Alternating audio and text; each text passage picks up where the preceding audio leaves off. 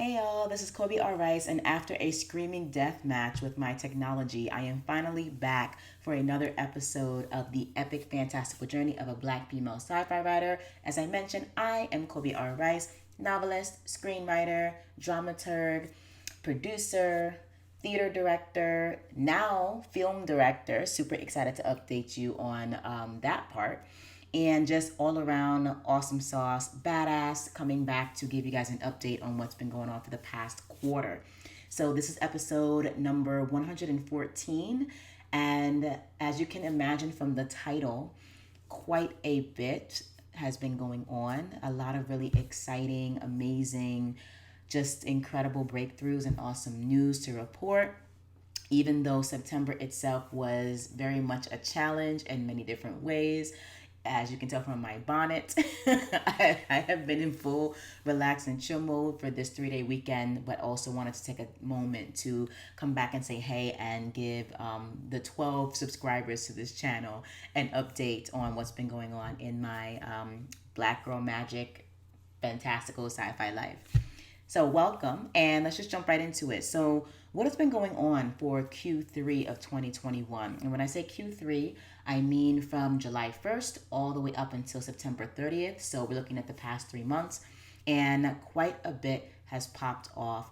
And even though the major achievement is pretty obvious from the title, I'm going to make you guys wait just a teeny tiny bit because I want to get the small stuff out of the way before I give my whole spiel on the awesome news. So first and foremost, in terms of what was going on in July all summer, you guys know that I'm pretty big on self-care, and July was definitely that opportunity to get back into that. As I had mentioned to you guys before, Q2 was crazy because we were literally in the last trimester of my own teaching and also my daughter's education, while still very much being in a pandemic, still very much navigating a virtual world. And in my case, because I was reporting into work 4 out of 5 days a week, I was navigating doing virtual online learning with hybrid learning, and my daughter was also navigating virtual and hybrid. And we both came out pretty darn successful, so I was super excited about that. But I was also super incredibly tired. So I spent a lot of July just chillaxing. I caught up on a lot of movies and shows and hobbies. So I got back into some painting, started learning some piano, which is really fantastic. Finished those paintings behind me, as you guys know. And I also started to learn a little bit more about horseback riding more recently because I've always wanted to get into it. But my daughter is now like officially into it. She's got her gear and everything. And it's been a joy and a pleasure to watch her just get into that, and it's getting me more into it. I was actually supposed to do that this summer, but I wanted to kind of test drive to see how she liked it. So putting her needs first because that's what mommies do. But then probably as of next summer of 2022, fingers crossed, I'll be getting into it myself. So it's been a really fantastic journey where that is concerned, in terms of like just getting back into like the pleasurable side of life, just hobbies and enjoying what life has to offer, and just spending time with family and yourself and your interests and the things that you love to do. Anyway, so the self-care was on fleek during July, and I did get some work done, but it wasn't as work focused because I had spent literally the first half of 2021 busting my buns trying to get all this work done for all of these contests, writing all these scripts, working on my novels and everything like that. And of course, working a full-time job, being a full-time mom, and trying to have some semblance of a fantastic theater program at my current school. As I also updated you guys last time, I was promoted to from not only theater teacher to theater, film, and television teacher. So that's really exciting. I'm going to get into that in just a second. But I am also now the 11th grade chair as well as the electives department head. So I'm holding two leadership positions and one sort of upgraded, souped up job title now, which requires a lot more of my time, my effort, and my energy. And I am also trying to build a new hybridized theater, film, and TV program that frankly will outlast me. So that has taken up quite a bit of my time this quarter, and I'm going to get into those specifics of that in just a second. But that is like one of the major things that I've been focusing on toward the end of Q3. With regard to creative unit and books read, I did the amazing televisionary course by Script Anatomy. I actually had started this in Q2, but it carried over into Q3. I finished it up, and it was an incredible course. There were a lot of things that I already knew, but then there were a lot of angles that I did not know, and a lot of wisdoms that I picked up, and also a lot of tools that I picked up and put into my toolbox. So for me, you guys know I stay on top of my courses all the time. I believe that education is a lifelong journey, and that I'm always going to be that traveler, that vagabond on the road, I guess, to greater and higher intellect, right?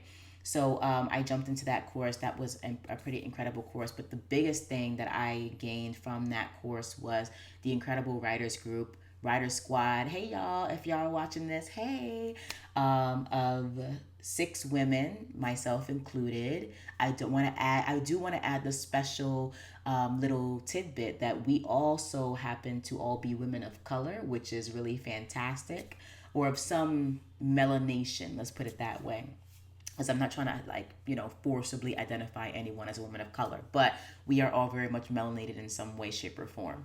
And that is a very powerful thing, to have women who are so smart and so savvy and so amazing and have the same goal that you do, and to just see yourself reflected in the industry at different levels has been very powerful. And we, I think, are going to be wrapping up our 11th week of meeting so far. I had to take a break for a couple of weeks because work got really super crazy, but I'm going to be coming back probably around mid to late October. And we've been meeting for almost 3 months now, which is great. And it's a wonderful writers group. And that's a major suggestion that I do give to any one of you out there who needs that support. Definitely try to find a group of like-minded individuals. No matter how small it is, it's always great to have people to support you. And even better, if those people can show some level of commitment, like you met them in a class where they had to invest their money and their time. That is even better, because you know that they are not just kind of hobbyists. They're trying to also reach a certain goal. Not that there's anything wrong with hobbyists. That's fantastic. Nothing wrong with that. But there are levels to any sort of craft. There's the dilettante and hobbyist level, and then there's the aspiring / burgeoning / I'm on my way to being a professional writer level, right? That goes for anything with painting, instrument playing, horseback riding, whatever. So find the people who are on your level, connect with them, and ascend together. So that has been really fantastic. Also looking, at least in July, health was a major focus. It's always a focus, but during times of crazy, sometimes you focus a little bit more on health, sometimes you focus a little bit less on it. So this past summer, the beginning of Q3 was definitely the time that I took to really refocus on just wellness of body, mind, soul, spirit, etc. So all of those things aside, although they are all super important, let's get into the real tea, okay? And I was able to get there in 8 minutes and 45 seconds, y'all. Okay, so semi-real tea. So as I mentioned to you guys before, I am experiencing quite a bit of change in my just career, like my mainstay theater, TV, film teaching career. It is evolving. I'm super amped about it. And I just wanted to give you guys a quick update. So it's going fantastically. I'm not even going to lie in terms of just what's happening in my department. For my particular classes, I have successfully thus far been able to integrate the theater perspective with a film and TV perspective. And my scholars really love the class thus far. I'm getting some great feedback. A lot of my scholars say that it's their favorite class, so I'm super amped about that. That's fantastic. They all seem excited to show up and to do what they have to do. And they're also super talented, funny, curious, rambunctious. Just the energy and the positivity is amazing. And I think that's just because that's who they are, but also we are coming off of the heels of a pandemic where we were not able to see or interact with each other. So I think that kind of contributes to the appreciation and the gratitude that we all feel in making this work together. Um, but our first three units were an introduction to theater unit, the play study unit, wherein we studied two plays, African Mean Girls slash the Schoolgirls play, and then we also studied a really teeny tiny short play called Hi, We Thought You Were Dead. Both are very cute. I don't want to actually insult Jocelyn Beale by saying her play is cute. I loved her play. It's actually pretty amazing. I have some thoughts, but that's a whole different post. But it really does a fantastic job in just an hour of like tackling many different issues that young girls of color deal with, specifically Black girls. But when I say girls of color, there are issues in skin tone, colorism, featureism, texturism when it comes to hair. She does all the things in the play. So I was super excited to introduce my scholars to that play and to the other play, How We Thought You Were Dead. And after that play study unit, we are now firmly in the theater production unit where my scholars have to break into production teams. So each team has an actor or has a set of actors, director or directors, stage managers, and designers. And as a production team, they have to select an excerpt from one of those two plays and stage a full 5-minute production of that excerpt in our classroom.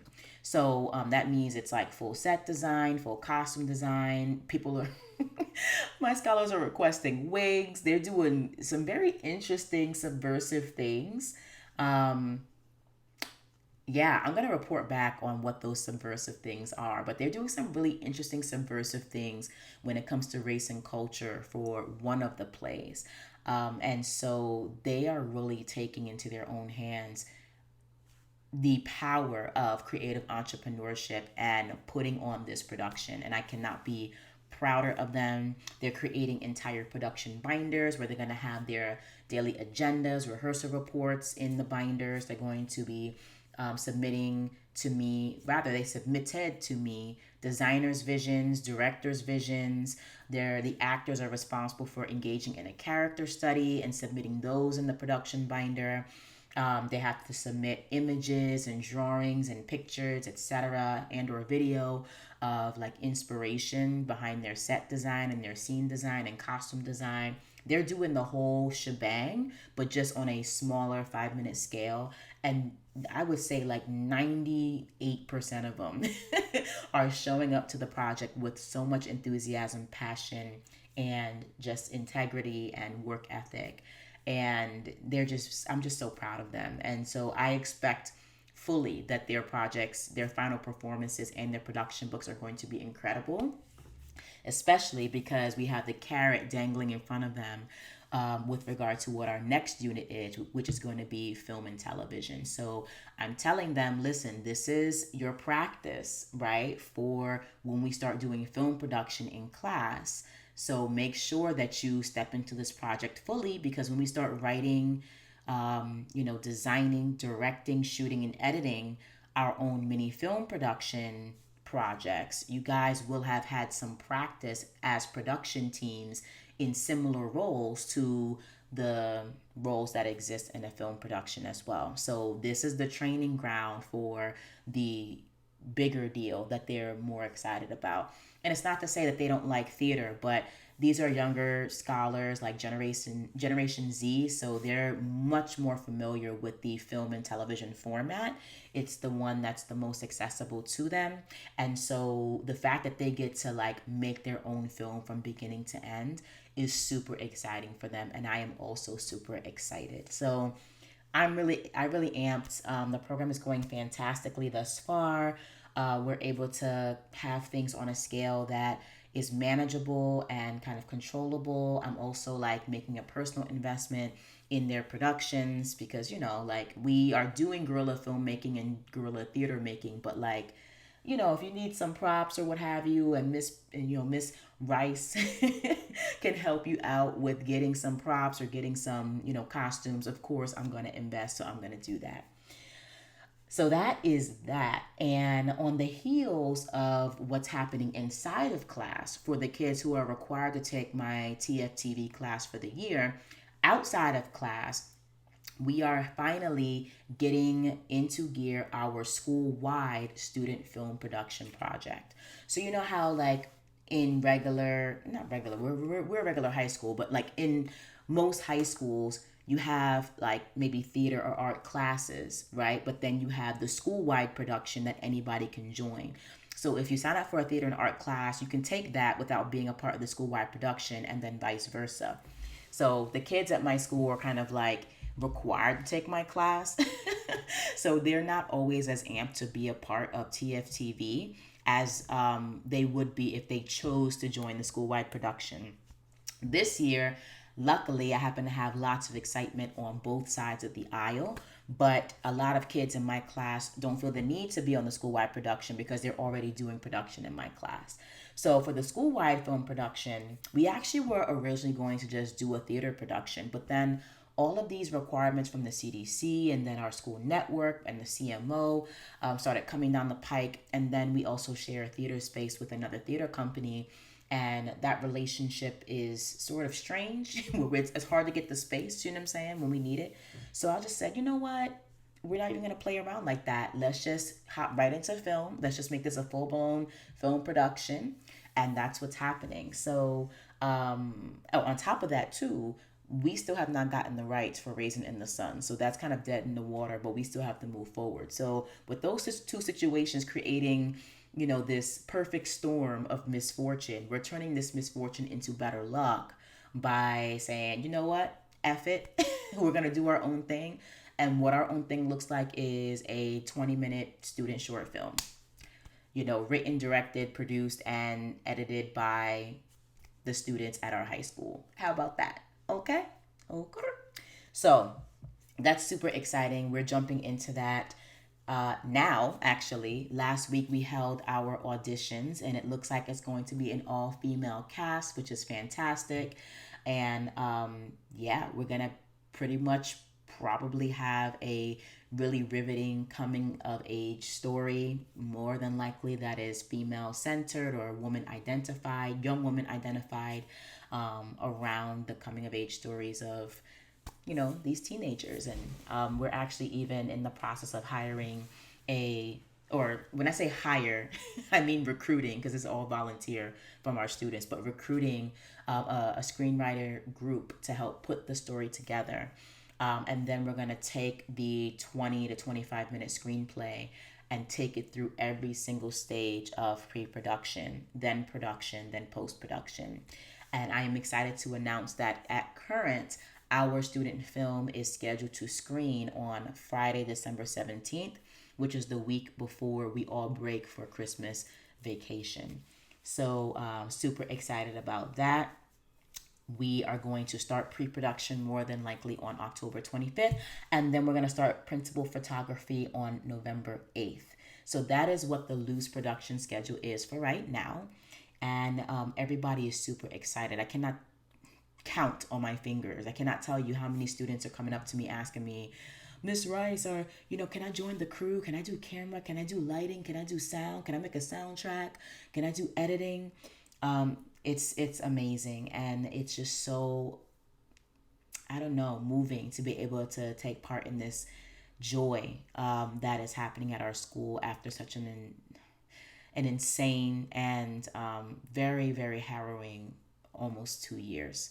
So this is really exciting for me, for the scholars, and it's just wonderful when like things are coming together. And even when they don't come together perfectly, we have our scholars who are just so tenacious and so scrappy, and they're willing to do whatever they need to do to make it come together, of course with the help of their teacher, yours truly. So just excited about that. I'm gonna stop gushing because that just brings me a whole lot of joy, but we do need to move on.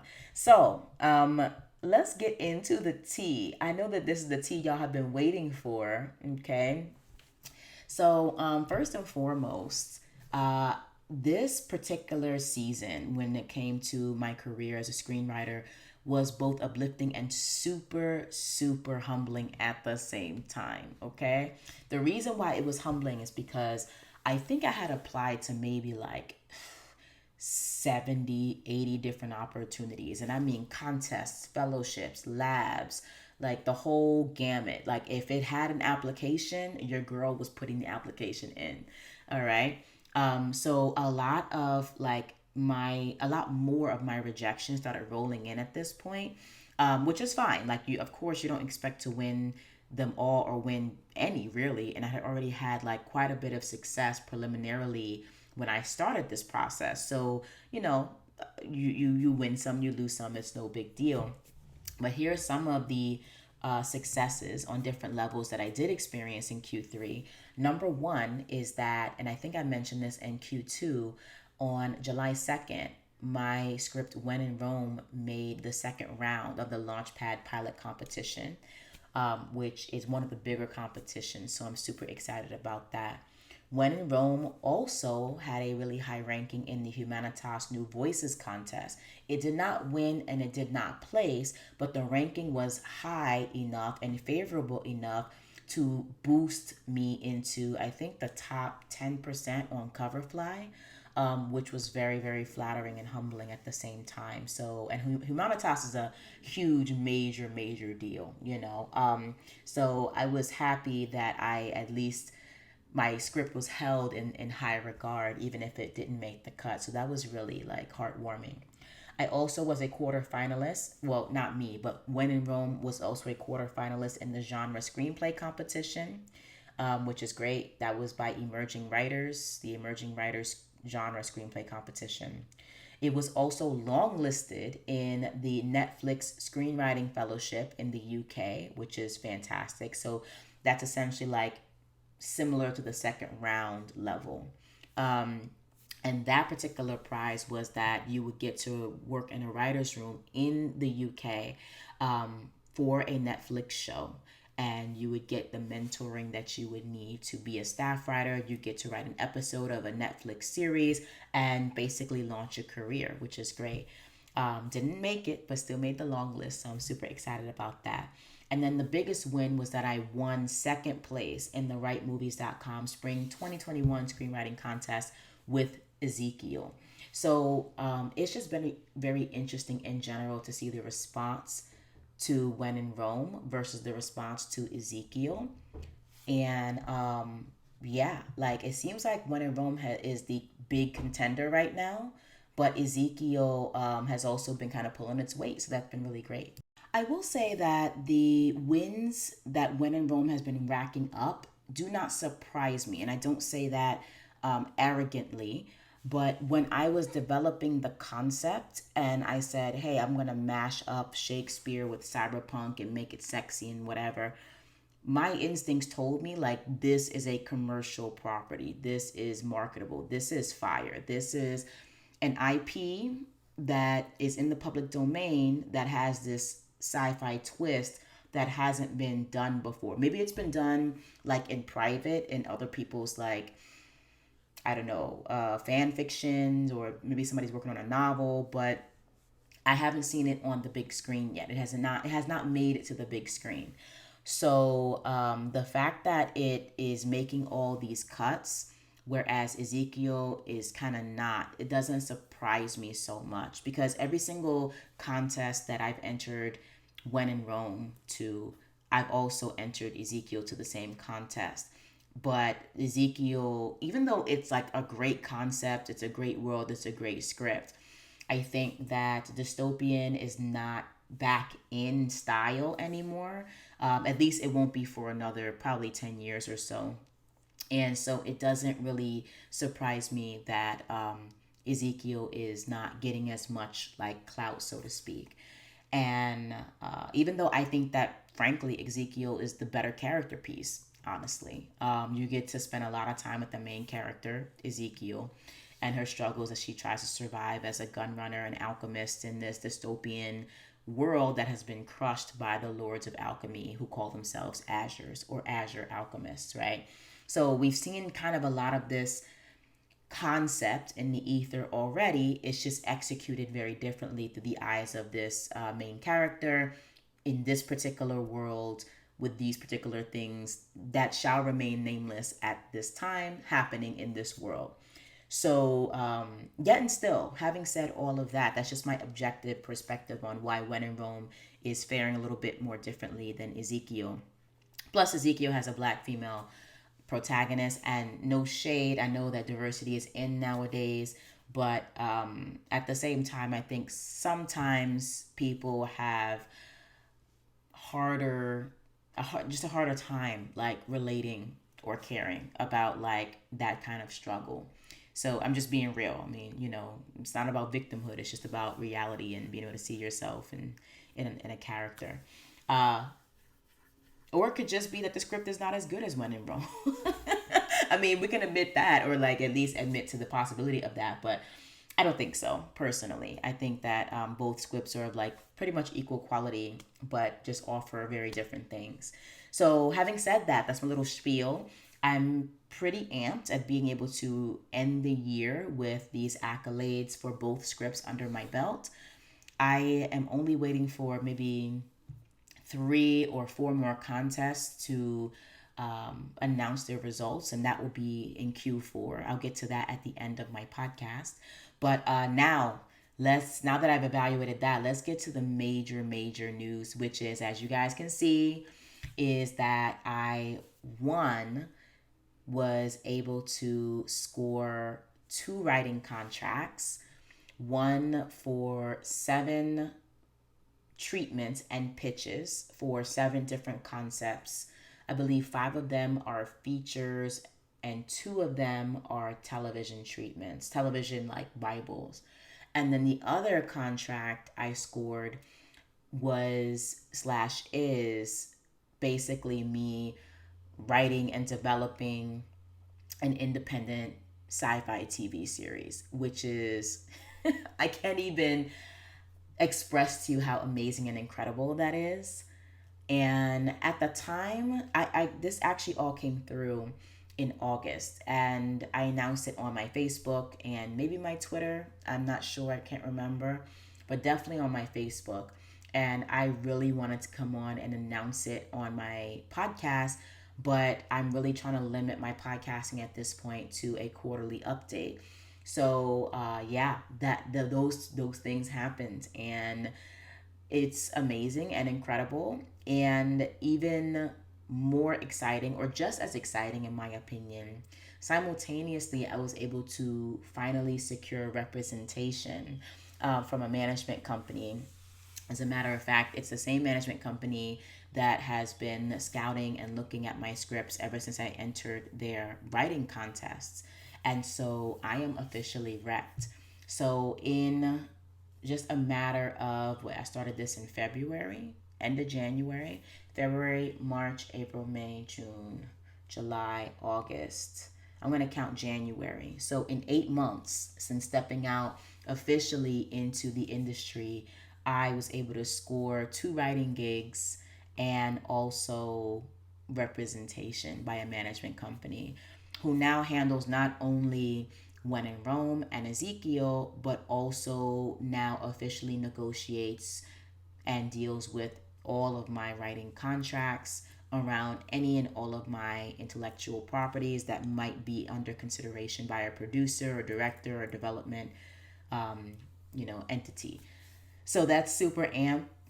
Super amp. I'm super amped. Let me get it together. And yeah, I'm just kind of basking right now. And I think that I will do at some point, maybe like a mini series on how I was able to achieve those those milestones, like the specific steps that I took. But to be very honest, it really was about me having a really good portfolio at the right time and being available for the right opportunities when a producer was looking for me specifically, like not by name, but by the genre that I write in. So, quick side note, I'll tell you the quick story of how this happened. So, I won the WriteMovies.com screenwriting contest for When in Rome. And I also won the second place for Ezekiel for the same contest.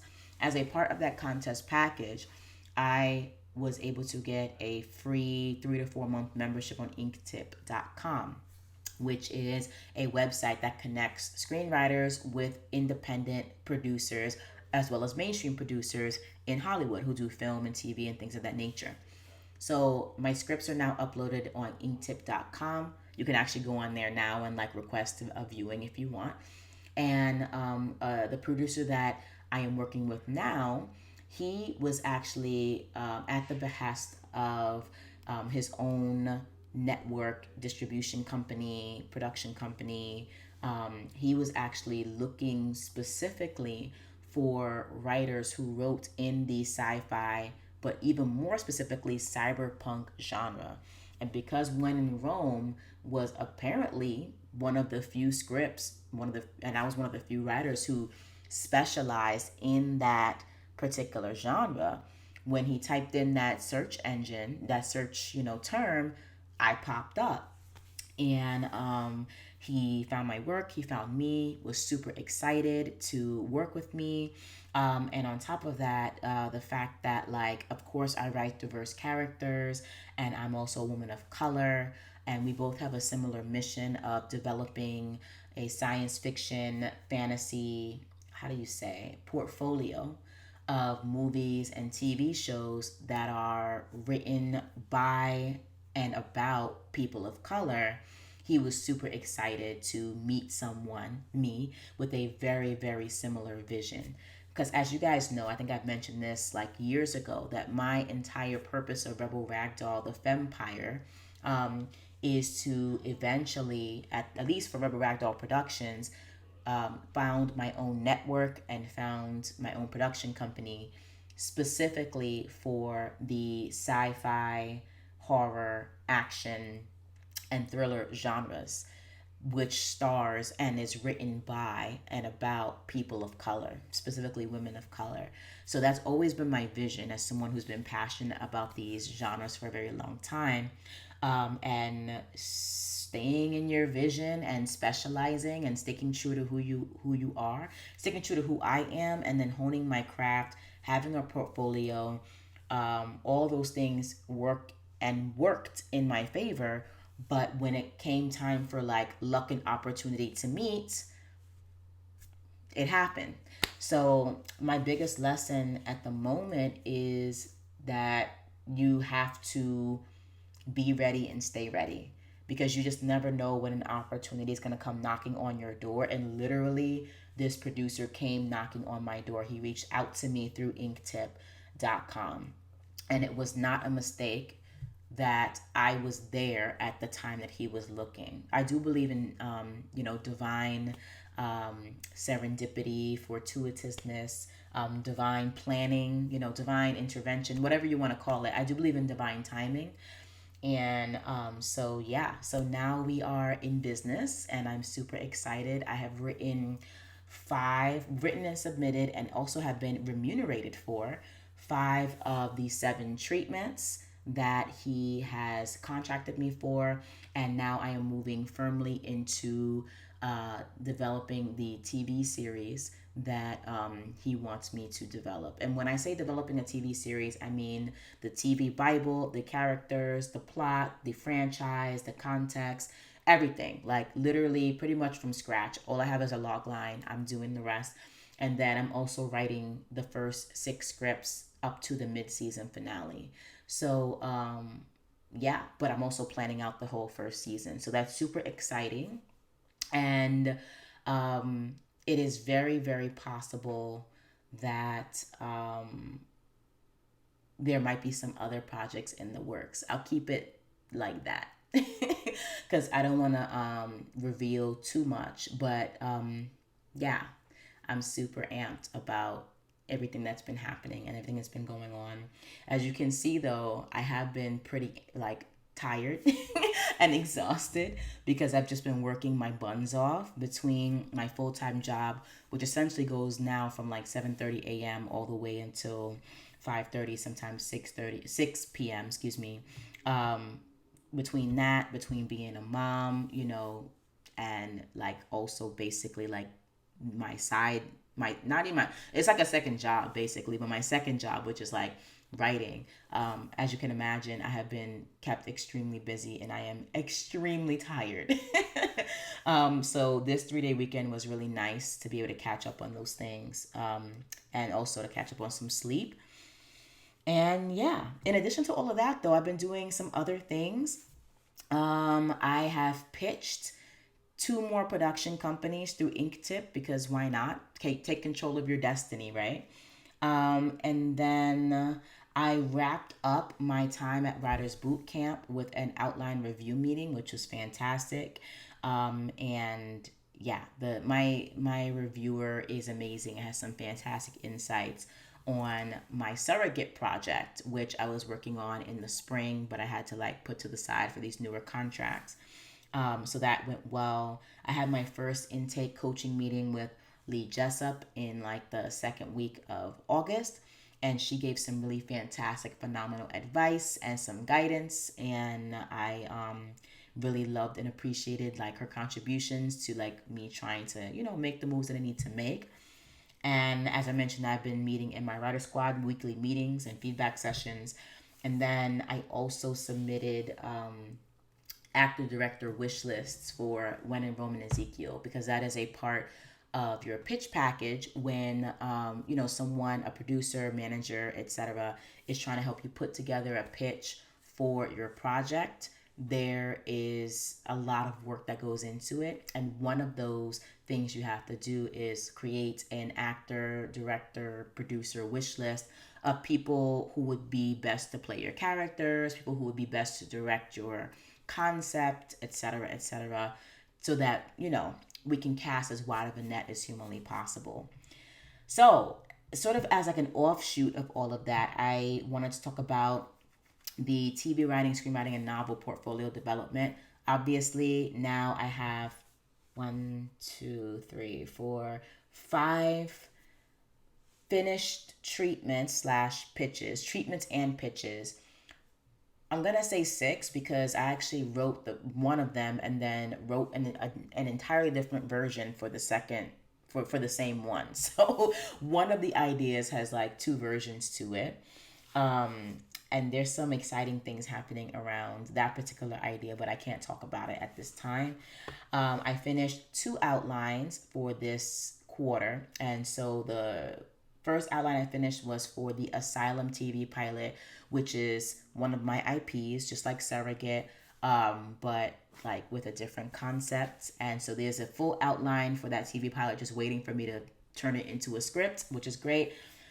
And then I finished a full outline for the When in Rome feature. I finished that like 3 months ago now.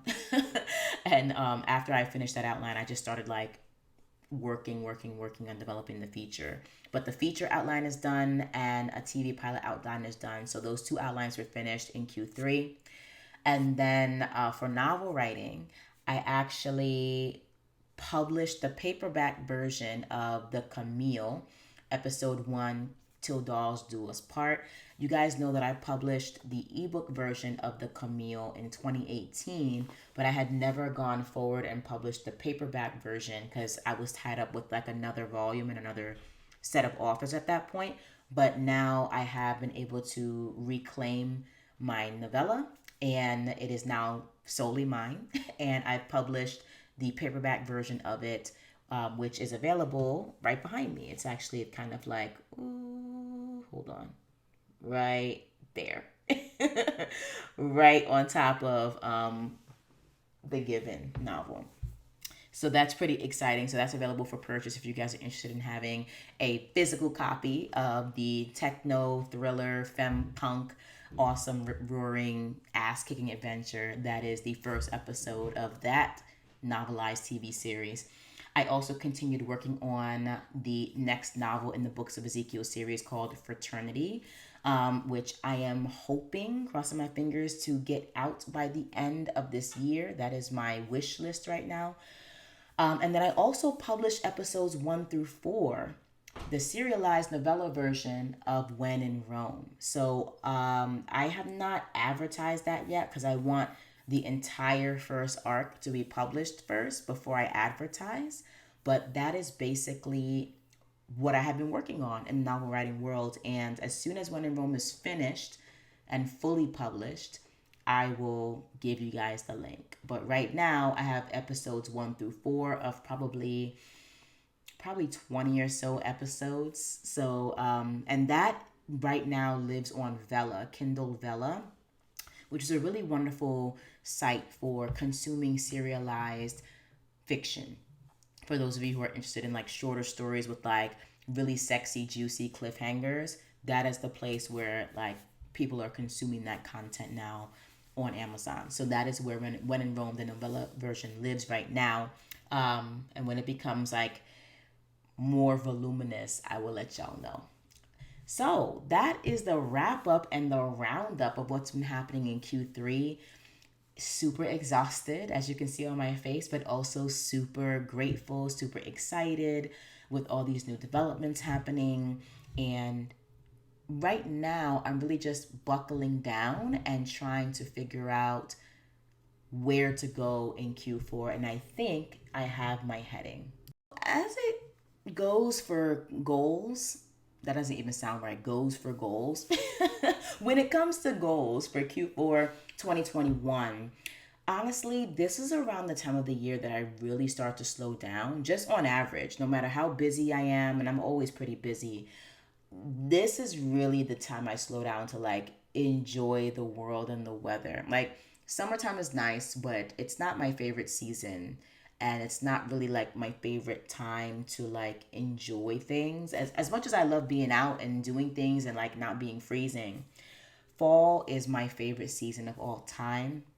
And it's also like kind of a season where, you get to kind of slow down a little bit more and reflect and relax and kind of slow your pace as the world folds into itself for winter time, at least on this side of the world, or this part of in this hemisphere, let's put it that way. And as a result, I'm trying to actually keep my goals to a minimum for Q4.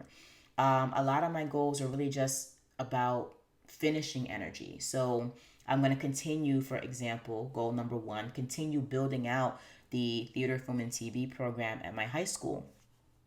Right? I mean, we built out the theater portion for this year. We have to focus on now in every single class teaching scholars from concept all the way to finished product how to take a project from beginning to end.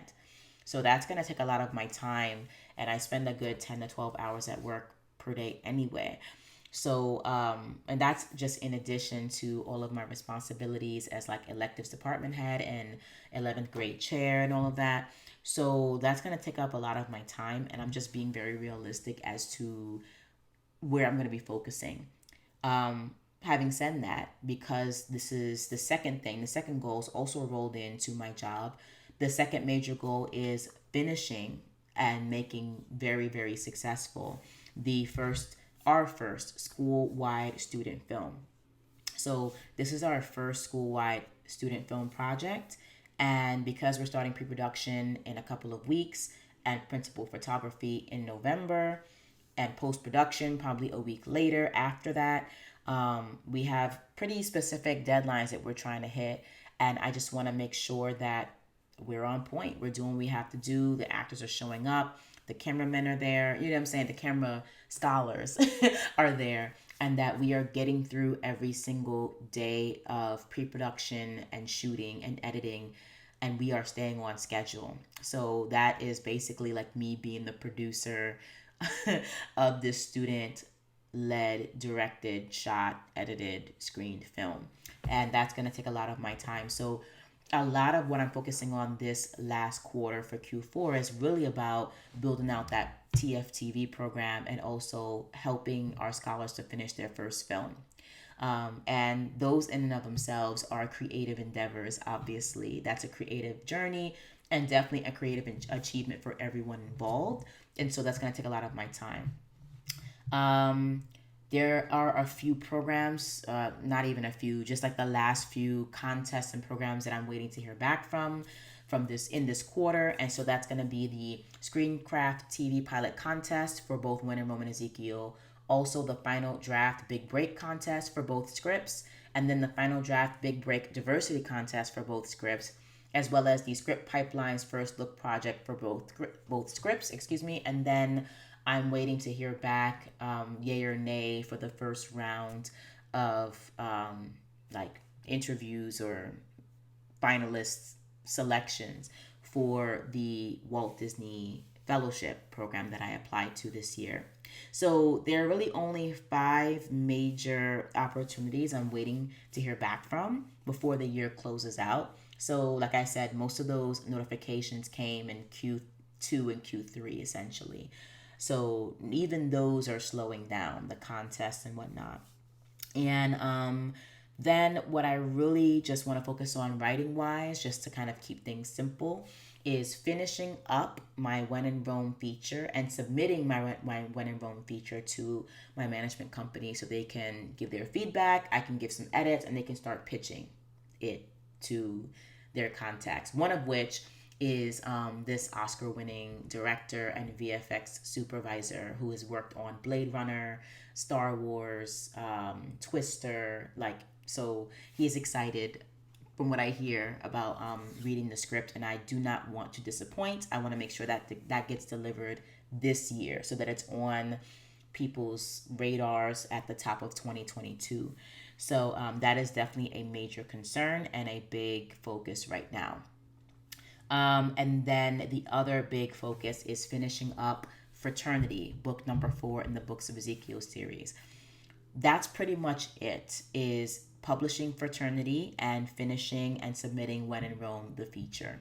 And When in Rome is actually very near done. I just, when you have a big opportunity in front of you, you want to make sure the script is like the bomb and where it needs to be. So that's kind of been like my little like self-doubt, I guess, if you can call it. Not really self-doubt, but the inner perfectionist in me wants to deliver a near perfect product, essentially. So that is what is on the docket, just those 2 projects. And I want to make sure that they are in tip-top shape, because when I publish Fraternity, that will be how I end my year as a novelist, and me submitting this When in Rome feature is how I end the year as a screenwriter, which in my opinion has been a very successful year thus far. And of course, I expect wonderful, fantastic things in the future, but you also never know, right? So I just want to make sure that I have as many irons in the fire as possible, and I'm doing what I have to do on my end to keep up with that. At the same time, one of the biggest goals that I have, aside from building out the program at school, finishing the school student film, and the 2 writing projects, is just enjoying the seasons and enjoying the holidays. Again, like, this is the time of year where my natural biorhythms kind of change and I slow down. I get a little sleepier. I get a little more reflective. I get nostalgic. I get like a big hibernating mama bear, I guess. And I'll be working, but I will not be working nearly to the degree that I've been working the entire year. And I also just want to do more seasonal things. Like, I want to, make sure I'm taking time to celebrate Halloween with my scholars and then with my own daughter. Take time to dress up, take time to go to her, parades at school, if they have a costume parade, just do the costume party thing maybe. Maybe do the haunted house thing, the hayride thing, like do things, like fall related things that I really enjoy.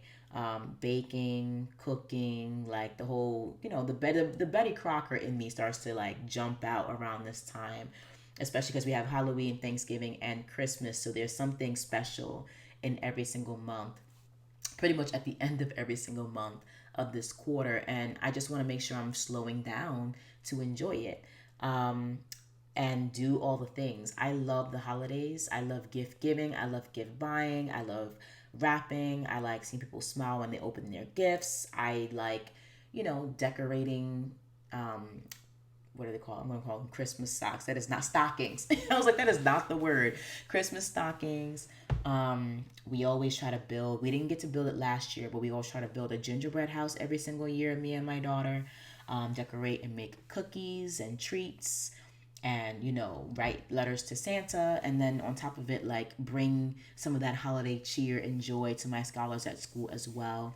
So I'm trying to plan out for the last week that we see each other in December, like a little series of mini Christmas activities we can do in our classes, just as a celebration of what we've done for the year and giving them a nice send off, for the holidays. So I have just like a lot of like interpersonal things planned, and I don't want to spend all of my time this season in front of a computer trying to hit deadlines. The only things that I'm trying to do are finish the feature and finish fraternity. So guys, I will go into much more detail about how I got repped by my management company and the working relationship that I have with my producer, who's doing a lot of really fantastic, exciting things.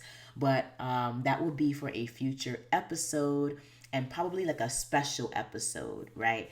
Of the epic, fantastical journey of a Black female sci-fi writer. But I do want to take a minute to reflect and just to kind of look back and remember that in about a month, literally a month, I will be hitting my 5-year anniversary of this podcast. And I definitely want to do some kind of like 5-year reflection about like where I was when I started this podcast versus where I am now 5 years later. So I'm going to do that because I definitely had fewer novels, fewer scripts written. I had no writing contracts. I had no management company. I was a brand new mom practically. I only had 2 degrees. Now I have 3. I had like, I didn't have these promotions. I didn't have this theater, film, and teaching job.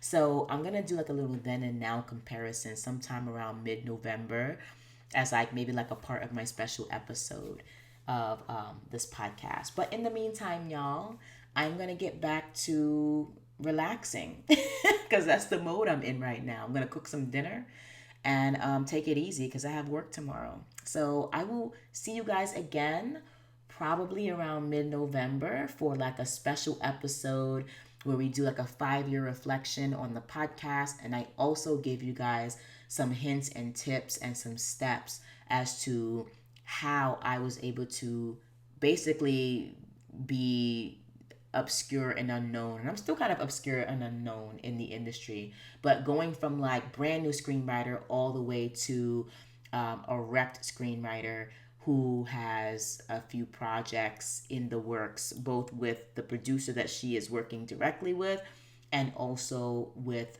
certain contacts that the producer has and then the management company has as well. So that's going to be an exciting episode. I will see you guys then. But until then, my dears, all right, I would say keep writing and keep it indie. And please do that. But also start to take it easy, reflect, relax, okay? Stay badass, keep creating. And I will talk to you guys next time. Bye.